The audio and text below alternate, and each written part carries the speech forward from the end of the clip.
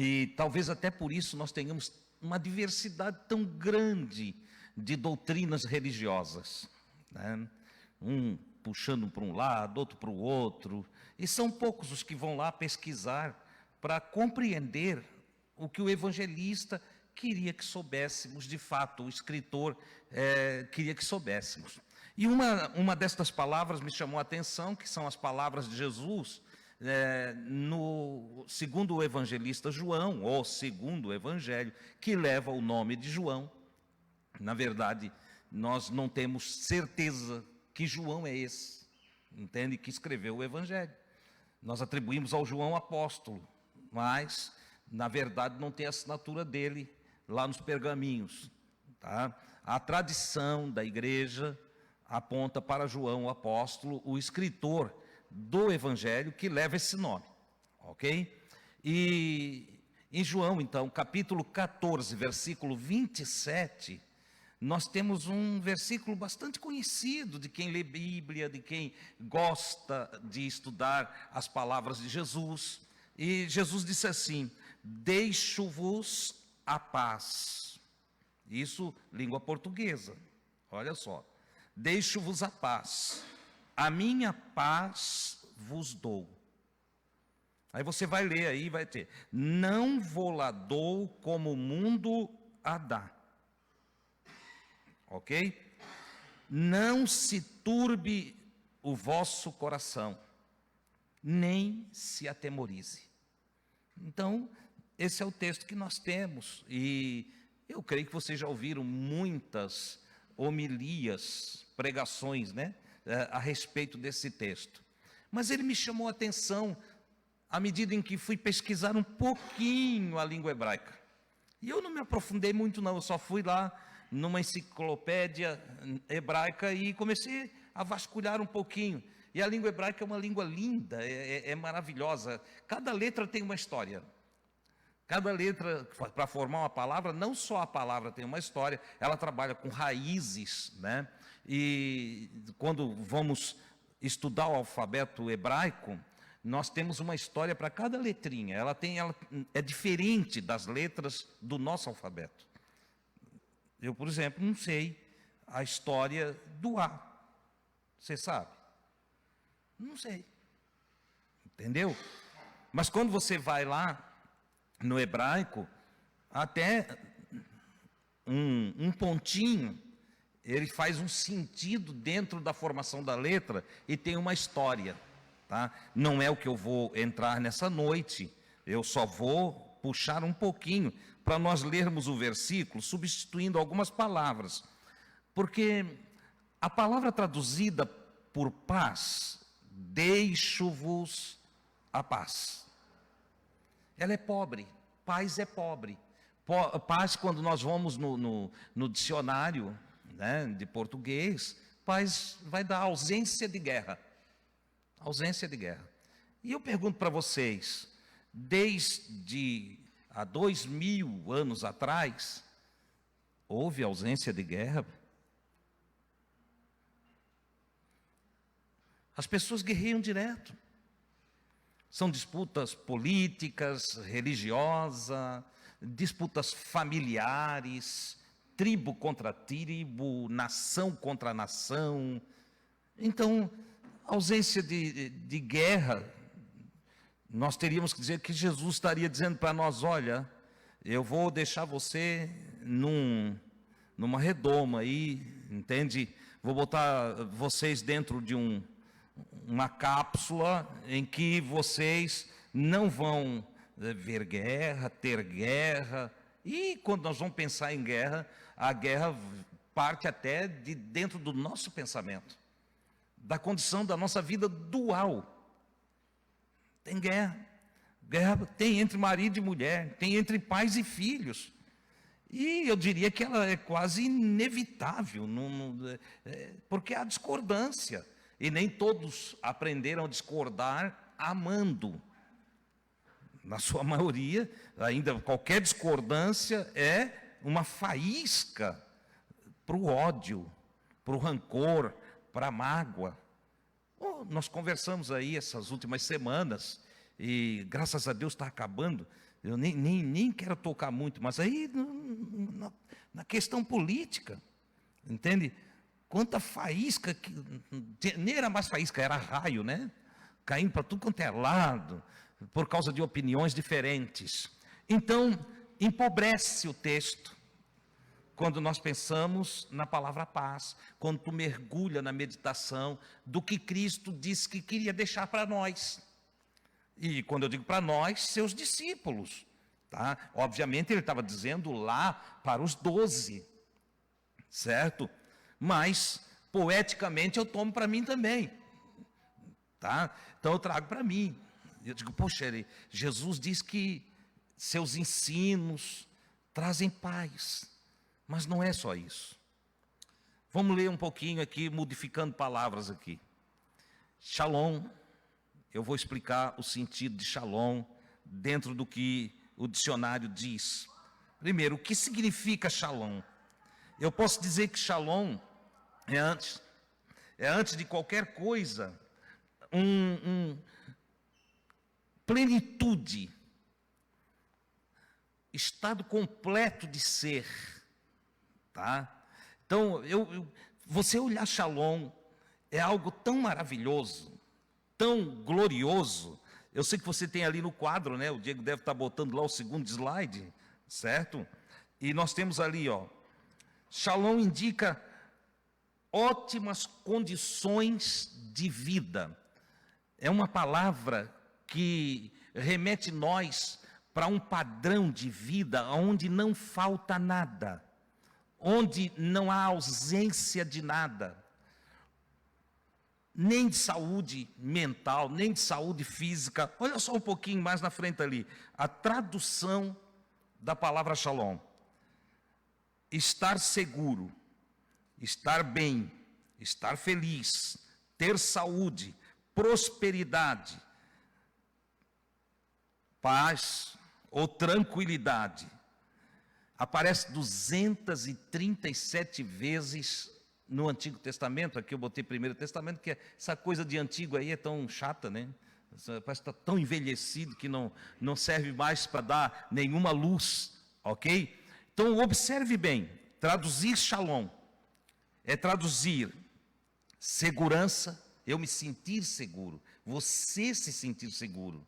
Quando Jesus então está falando isso, olha, eu deixo para vocês segurança, bem-estar.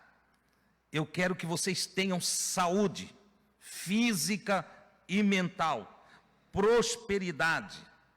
A palavra prosperidade aqui, infelizmente na atualidade, fala em próspero, só se pensa em dinheiro. Ora, eu penso que o dinheiro é a última fase de uma vida próspera.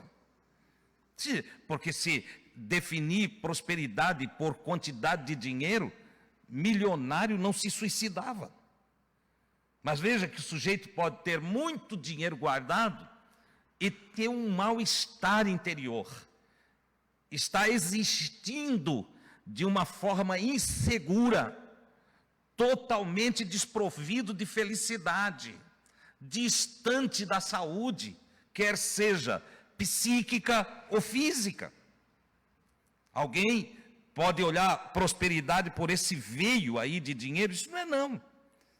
Eu já tive uma conversa com um amigo um dia, e eu falei que um andarilho pode ser próspero. E ele disse, mas como? É interessante porque ele é devoto de Jesus Cristo. Mas na hora ele discordou de mim. E eu não mostrei para ele. Jesus era um andarilho. Só que ele era um andarilho não por ausência de contribuição social. Jesus não era um andarilho, entendeu? Porque não podia ter uma casa. Não, ele foi por escolha. E por isso ele é próspero. Porque ele quis ser, ele quis andar, ele quis estar nas outras casas, ele quis ir de aldeia em aldeia, ele quis peregrinar a terra da Palestina enquanto da sua existência. É diferente do morador de rua que é abandonado, que é marginalizado, que está fora do contexto social por descaso, quer seja da política, quer seja das pessoas individualmente. Eu não gosto muito de colocar a culpa nos políticos, porque os políticos saem do meio de nós. Eles são o resultado dessa massa social. Cada político que está lá é filho de alguém, é irmão de outro, é marido, é pai, é avô. Ele está lá, ele saiu daqui do meio. Ele não começou lá, até diz que o sujeito não é político, está político, né? Então, ora, por quê? Porque ele saiu daqui, ele está cumprindo um cargo nesse momento. Assim como entre nós, quando eu digo entre nós, eu estou enxergando a sociedade no todo. Há as pessoas de bem e há as pessoas que é do mal. Há as pessoas que são generosas e as pessoas que é horrorosamente distante da generosidade. Entendeu? Há o que vê o faminto e dá pão, e há o que vê o faminto e ainda o trata com muita maldade, o colocando distante da dignidade. Há o que vê o desempregado e tenta ajudá-lo de tudo quanto é forma para que ele tenha um emprego. Pessoas do bem, pessoas cuja índole é cheia de bondade. Isso nasce do amor. Entende? Teve formação amorosa. Sai de casa com amor e desenvolveu-se em amor. Eu taxo-os aqui como filhos da luz. São iluminados, são pessoas que enxergam a vida de outra maneira e que veem irmão em todos aqueles que estão socialmente perto deles. Eles não fazem nem distinção de família para família, não. Mas olham como irmão todo aquele que se aproxima dele. Era assim que Jesus olhava. Foi assim que os apóstolos testificaram dele nos evangelhos e nas cartas apostólicas. Que ele sempre disse, lembrai-vos dos pobres. Vocês sempre vão ter os pobres com vocês. Cuidem dos pobres. Entendeu? Não desprezem ninguém. Amem o próximo. E é legal porque próximo é qualquer um. É aquele que está perto, é o que está ali, ao nosso alcance. É aquele que os nossos olhos vê. Por isso, não devemos nunca esperar para que os políticos façam as coisas.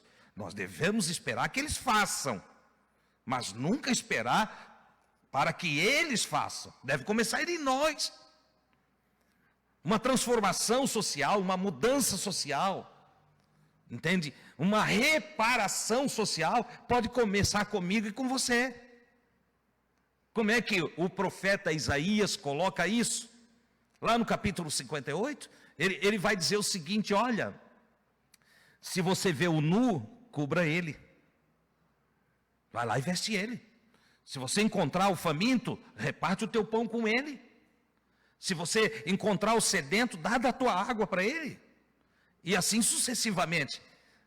O Isaías chega a protestar contra os rituais e cultos de Israel e diz, olha, vocês acham que Deus se agrada de ver vocês aí fazendo sacrifício de animais e desenvolvendo cânticos e jejuando, passando 2, 3 dias de cabeça baixa em jejum? Vocês acham que isso é agradável para Deus?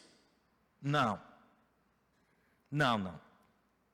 Ele vai dizer, olha, o que agrada a Deus mesmo, se vocês querem agradar a divindade, então vocês sejam praticantes da justiça. E é interessante porque ele vai discorrer sobre a justiça, e ela é justiça social. Justiça social.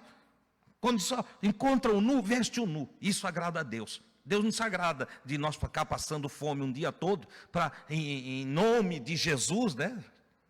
Não é assim que aprenderam? Em nome de Jesus, nós vamos jejuar e aí vai mudar tudo. Não muda nada. Não muda nada. Quer mudar as coisas? Faça o bem. seja justo, seja correto, entendeu? Justo aqui, tenha justeza, não tenha folga na sua vida, não dá folga para o azar, entendeu? Faz o que tem que ser feito, não feche os olhos para as necessidades, não corra do necessitado, entendeu? Não finja não ver o que está precisando. Aí se tu fizer isso, então a tua justiça, ela raiará como o sol. Ó, entendeu? Então você vai desejar, porque oração é desejo, né? Muita gente pensa que a oração é palavra, palavra. Não, é desejo. Entende? Aquilo que eu vou desejando. É como se tivesse um dínamo dentro de nós que gere energia para produzir aquilo que desejamos. E aí o Criador já fez isso em nós. Eu vou desejando e a coisa vai acontecendo. Eu vou desejando saúde e eu vou tendo saúde. Eu vou desejando paz, eu vou tendo paz. Eu vou desejando bem para o outro e eu vou recebendo bem. Eu vou desejando ver o outro em bem-estar e eu fico em bem-estar. Ele também, porque aquilo que eu desejo eu vou produzir. E ao produzir, nasce aqui, né? O desejo vem daqui, né? E aí, ao produzir o desejo, materializo a obra, eu abençoo o outro. E aí, ao invés de eu correr atrás de bênção, eu sou um abençoador. Não é extraordinário isso? Mas isso é para quem tem shalom. Shalom. Vamos adiante. A raiz da palavra shalom é shalom. Shalom. Eu não desenhei aqui os radicais, eu ia desenhar, mas eu não tinha mais tempo. Já estava no fim da tarde. Entende? Colocar os radicais hebraicos ali. A diferença nas letras hebraicas é um i. Para você entender, um i maiúsculo é o que faz a diferença entre shalom e shalom. Shalom significa estar completo, concluído, pago. Pago. Parece que destoou, não é? Aqui na língua portuguesa parece que destoou. Mas vamos lá. Você compra um carro em 60 pagamentos. Tomara que você não faça isso, tá? Mas é assim que você adquiriu, não é? Eu espero que você não faça, não tenha necessidade mais de fazer isso. De ir com uma Bíblia para casa e dizer que Jesus te deu. Que isso é ignorância, né? Nós vamos lá, pagamos 2 carros para o banco e vai para casa e quer dar testemunho que Jesus deu. Não é, Jesus não deu, você comprou. E você fez as contas, e você comprometeu do seu salário, entendeu? E aí você levou uma Bíblia de dívidas. O primeiro dia é alegria, mostra para todo mundo, né? Chega em casa, chama o cunhado, a cunhada, a mãe, a avó, a tia, olha aqui, que coisa, a minha bênção. Do 6º mês em diante, vai pesando, e o carnezinho demora, todo mês, entende? De repente você começa a ver que o mês passa mais rápido. Ele diz, acho que Deus acelerou o tempo. Não é que você agora está comprometido com um pagamento e como tem esse pagamento, o mês encurta mesmo, na sua cabeça, porque você fica preocupado com aquilo. Há uma preocupação. Ora, nesse período, você não tem shalom. Entendeu? Tampouco shalom. Porque você está preocupado com a sua dívida. Eu estou falando do carro, mas pode ser o apartamento, pode ser outra coisa qualquer, entendeu? Quando você pagar a última, se você aprendeu a lição, que tem quem não aprende, paga a última e já faz outra. Mas se você pagar a última, e você volta para casa sem a dívida, você tem shalom. Que alívio, que coisa boa. me sinto bem, paguei o que eu devia, não devo mais. Então, olha que interessante a palavra shalom em sua definição a partir da raiz shalem. O significado primário desta palavra é estar seguro na mente e no corpo. Olha que coisa extraordinária. É estar seguro na mente e no corpo. Eu estou bem, eu estou saudável, não me falta nada. Não tem o Salmo 23, é a poesia do salmista, e ele traz uma canção, quando ele diz, olha, Adonai, o Senhor, é meu pastor, o que cuida de mim, o que me guia, o que me protege, nada me faltará. Olha que coisa extraordinária, nada me faltará. Então, por que ele diz que nada me falta? Na verdade, a palavra não é nada me faltará, é nada faltará. Não tem nada de falta. Eu estou completo, eu estou satisfeito, eu estou bem. Isto é shalom. Ok? Agora vamos ler o versículo de novo. Ou está lá em cima, Diego, eu acho que é o 2 lá. Olha lá. Vamos ler o versículo de novo, então. Deixo-vos shalom. Meu shalom vos dou. Entenda uma coisa. Jesus estava dizendo, deixo-vos o meu desejo para vocês. Desejo de plenitude, de completude, desejo de bem-estar, desejo de saúde. Deixo para vocês o meu desejo de que vos vá bem em tudo.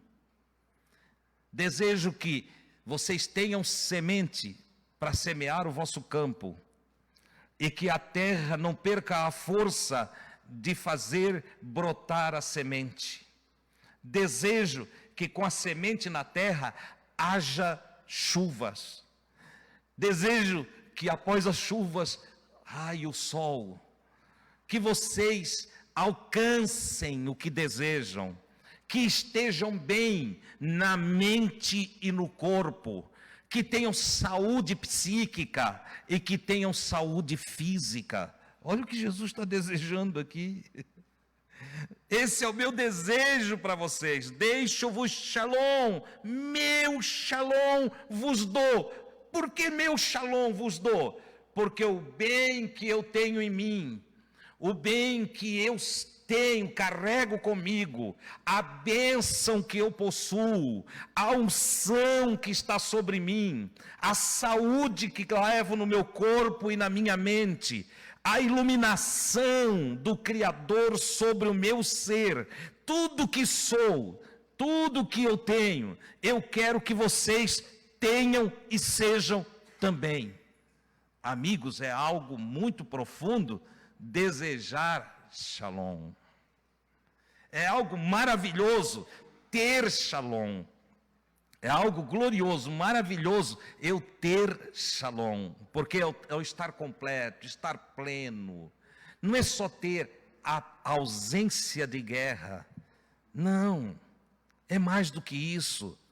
É ser abençoado, é estar embaixo de luz, é ter segurança, é andar com coragem, é não ter medo de viver nem de morrer, é ter uma boa vida e ter uma boa morte, é ter alegria, felicidade na luz ou nas trevas, no tempo bom e no tempo mau, na dualidade da existência humana na terra. Não é dualismo, é na dualidade, porque a vida é dual, dia, noite, ok? Saúde, enfermidade, e assim vai, você vai ver que tudo é dual na vida, entendeu? Mas aí Jesus, que o meu shalom, que tudo aquilo que eu carrego de bom em mim é quase o Adamastê. Tudo que há de bom em mim, passe para você. E tudo que há de bom em você, passe para mim. Esse é ter shalom. Não dou como o mundo dá. Porque como é que o mundo dá shalom? Mundo aqui, no grego é cosmos. Ok? Mas quando você vai pesquisar a partir do hebraico, nós vamos ter aqui, eu não dou shalom como o sistema organizado promete. Ou seja, eu não dou shalom como um político promete para você alguma coisa. Não. Eu não dou shalom como a religião promete para você. Não. Por quê? Porque a partir da política, shalom não tem significado. A partir da religião, shalom também não tem significado. Não. Nenhuma religião, nenhuma, pode dizer para você que dá o seu shalom. Porque não tem. Não tem. Shalom só pode ser determinado por indivíduos que o possuem. Por isso Jesus coloca: deixo-vos meu shalom. Deixo-vos meu shalom. Não dou o meu shalom como o mundo a dá, como o sistema organizado tenta passar. O sistema organizado é mais ou menos assim: agora vai ter saúde para todo mundo. Primeiro que ele já começa falando de saúde como sendo a condição de tratar da tua enfermidade, né? Ele não tem o poder de determinar a saúde para você. Ele tem a capacidade e a condição de oferecer tratamento quando você estiver doente. Então essa condição de não poder dar shalom para você impede com que a política consiga fazer por nós aquilo que na pregação para se eleger é feito. É feito. Por que a gente diz assim, político só promete? Você nunca ouviu isso? Né? O nosso bate-papo, político promete muito, mas não faz nada. É porque ele não pode fazer mesmo. Porque ele tá tentando fazer com que o Estado te forneça plenitude, segurança, entendeu? Iluminação. Leia-se aí, educação. Ele quer... eu até entendo que há em alguns deles o desejo de fazer mesmo. Mas é muito a ser feito para pouco poder fazer. Há momentos que não dá. Ok? E a religião? A mesma coisa. A mesma coisa. Aí começam as mentiras. Primeiro vem os interesses dos líderes e, por conseguinte, as mentiras, promessas vazias, textos fora de contextos, palavras que não são ditas para nós, são ditas para outro povo, que fazem parte de um momento histórico e que não cabe em nós. Não dá. Então não tem. Então conclui-se o seguinte: para um hebreu, e Jesus era um hebreu, ok? Jesus era um hebreu. Paulo era um hebreu. E os apóstolos eram hebreus, ok? E para um hebreu, a visão é outra. O hebreu não ia na igreja, no templo, né? Nós chamamos de igreja, na verdade. Eles não iam no templo para sair de lá com uma bênção de prosperidade, ou não iam por uma campanha para adquirir coisas. Isso é moderno, isso é novo. Isso aí é invenção de salafrário, entende? De líderes que não estão comprometidos em dar shalom para ninguém, mas estão mais interessados em arrecadar. As campanhas têm mais o sentido de arrecadação, né? Levar você todos os dias a um templo é para definir recursos, entendeu? Eu até costumo dizer que a grande liderança religiosa no Brasil, não posso falar de fora que não fui lá fora, mas não é muito diferente também não. Aliás, aqui copia lá de fora, né? Porque tudo que tem de ruim eles gostam de copiar. Nós temos muita coisa boa que não é valorizada por nós brasileiros. Mas aí, qualquer coisa lá fora, qualquer bobagem que inventam lá, vamos aí, ó, festa Halloween, né? O que isso tem a ver conosco? Nada. Agora eu vou falar das antigas, né? O que tem a ver conosco é boi de mamão, entendeu? Festa junina. Isso tem a ver conosco, que é nossa tradição aí. Como é outra, boitatá, e vai por aí afora, entende? Agora, Halloween, mas vai pegando, né? A coisa vai pegando, e aí trazem para cá. Assim também, dentro da religião, vai se copiando ações e atitudes lá de fora e vão trazendo para cá. E, lamentavelmente, não é uma cópia boa, é uma cópia ruim, é uma cópia de busca de recursos para indivíduos estarem bem, enquanto pobres cada vez estão mais pobres e passando mais trabalho. Não se deixe iludir que o desejo do Cristo para os seus discípulos, para os seus aprendizes, se cumpra na vida de cada um de nós e que nós tenhamos de fato Shalom, que sejamos saudáveis, abençoados, prósperos, que tenhamos segurança, porque se você depender de religião, você não vai ter. Dilson, mas a religião ajudou em alguns pontos. Eu concordo também que se fosse tudo ruim, quem que ia estar lá? Entendeu? Se for tudo ruim, quem é que queria se envolver com política se só tivesse dor? Ninguém. Tem coisa boa também. Tem os dois lados. Entendeu? Quem que frequentaria um templo se cada vez que fosse no templo levasse uma espetada? São masoquistas. Não é verdade? Então, Shalom é o desejo de Jesus para nós. Para concluir, nós temos em Isaías,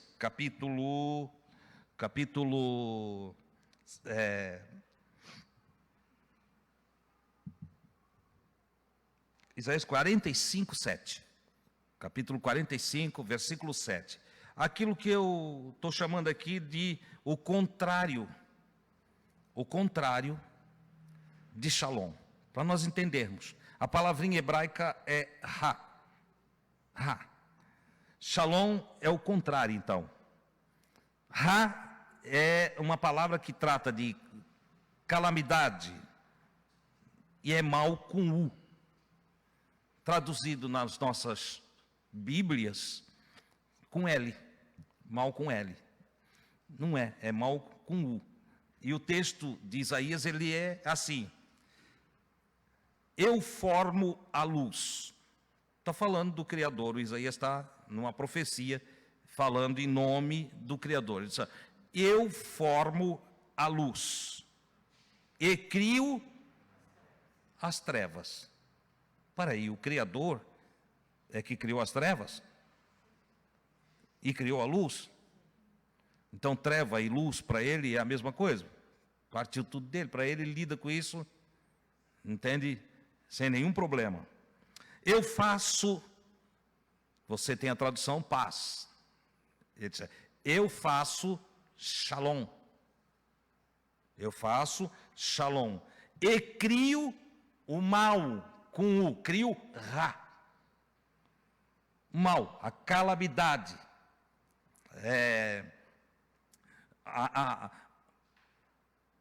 o tumulto, a anarquia, entendeu? O caos. Eu, o Senhor, faço todas estas coisas. Então, vamos lá. Ter Shalom é não estar mergulhado no caos. Receber Shalom é não estar no meio da calamidade.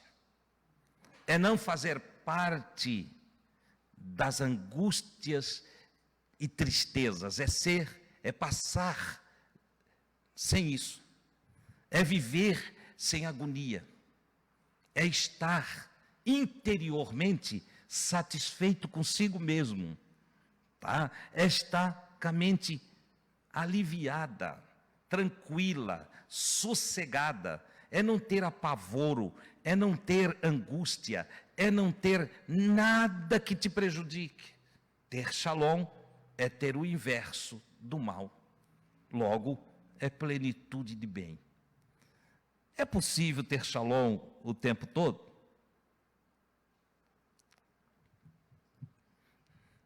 Sim e não. Peraí, é sim ou não? Não, sim e não.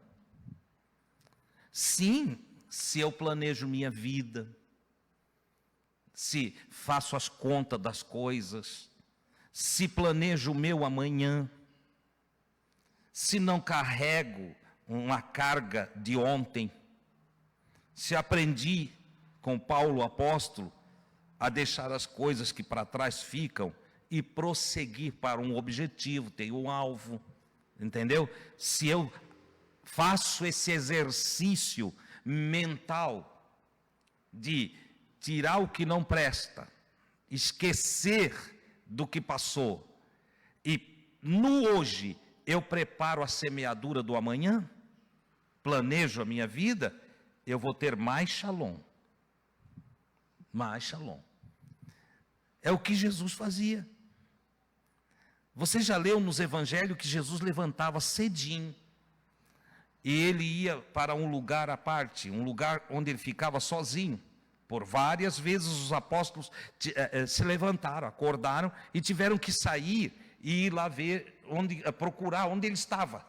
Até que eles descobriram que o lugar preferido dele era o horto, entende? O jardim do Getsemane, era o lugar que ele mais frequentou, entendeu? Lá em Jerusalém. Então, quando descobriram, já sabiam. Então levantava, ele não viam ele, está no horto. E os evangelistas mostram vários textos em que Jesus está lá no horto. E o que ele estava fazendo? Planejando, meditando, conectando com o Criador e a criação. Vocês sabem por que temos muitas frustrações? Por que há tanto em nossa vida, tanto mal, tanta calamidade?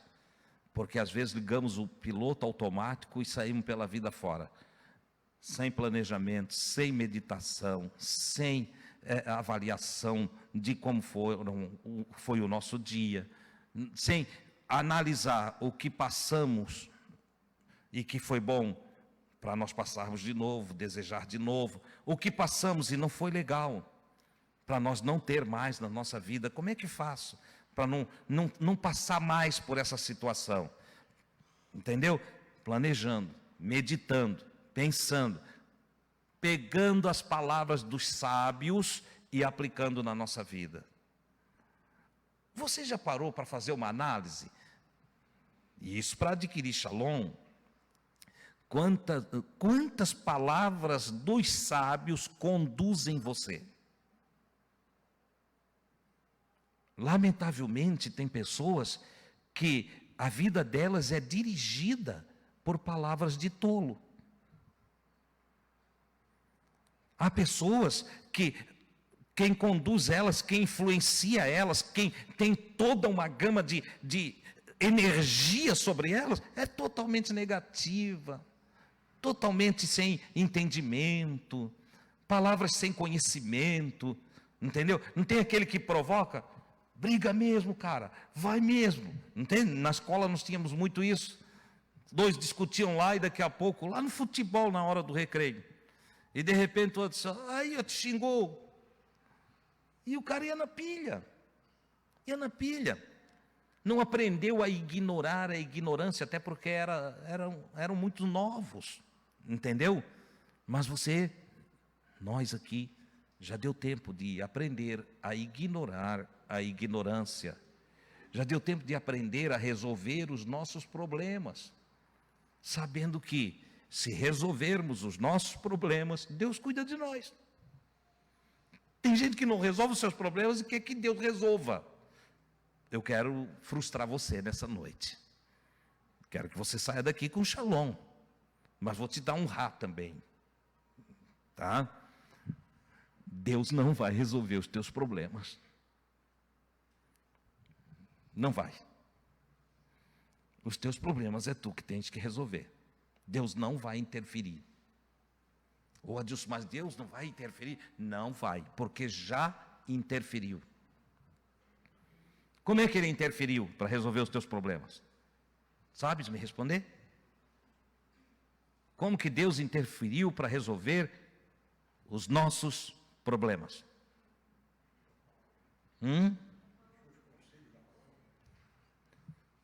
Deixou os conselhos, sim, mas ele interferiu antes, na nossa formação, nos dando inteligência. Nos deu inteligência. Entendeu? Então, nossos problemas, eles são criados por nós mesmos. Lembro-me de uma frase que era aqui da Univale, entende? Da Faculdade de Direito. Antes de errar, consulte um advogado. Essa é antiga, um slogan antigo da Faculdade de Direito, entendeu? Antes de errar, consulte um advogado. Você já viu o que a gente faz? Primeiro a gente erra, e depois vai lá consultar o advogado. Primeiro nós assinamos um contrato de qualquer jeito, e depois nós queremos que o advogado dê jeito no contrato que nós assinamos. Tomamos atitudes que não deveríamos ter tomado, e quando nós, então, não conseguimos, na nossa mentalidade, não conseguimos mais chegar a um acordo, corremos para onde? Para um advogado. Entendeu? Ora, o que Jesus queria para nós é: viva com shalom. Viva uma plenitude, viva cônscio da vida abundante, viva tranquilo, viva pacificado, viva o amor, viva dentro de uma dimensão que você goste da vida. Deixa a vida fluir, faça as coisas com certezas, com segurança, faça as coisas pensada, calculada. Jesus chega a dizer uma parábola para que a gente entenda isso. Ele conta a parábola do construtor. Ele diz: qual homem que, indo edificar uma torre, não se assenta antes a calcular para ver se tem com que começar e acabar? Ou qual o rei que vai para uma batalha e não calcula antes o número dos soldados que ele tem? Ele vai sair com 1000 contra 10.000? Não vai. Isso é cálculo. Vocês estão entendendo que não é uma interferência de Deus? É sim o cálculo, o raciocínio, a capacidade inteligente de nós avaliarmos as coisas antes dela acontecer. Senão nós vamos ser como aqueles crentes sem entendimento, que tudo é diabo ou Deus. Entendeu? Ah, deu errado ali, o diabo atravessou. Não entendendo ele que o diabo é ele. Né? Não, deu tudo certo, graças a Deus. Você sabia que isso é tudo errado? Isso está tudo equivocado. Entendeu? O que deu certo é que você fez cálculo certo. O que deu certo é que você usou a inteligência que Deus deu para você.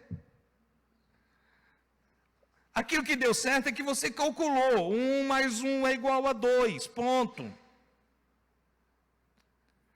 Se você colheu é porque você semeou.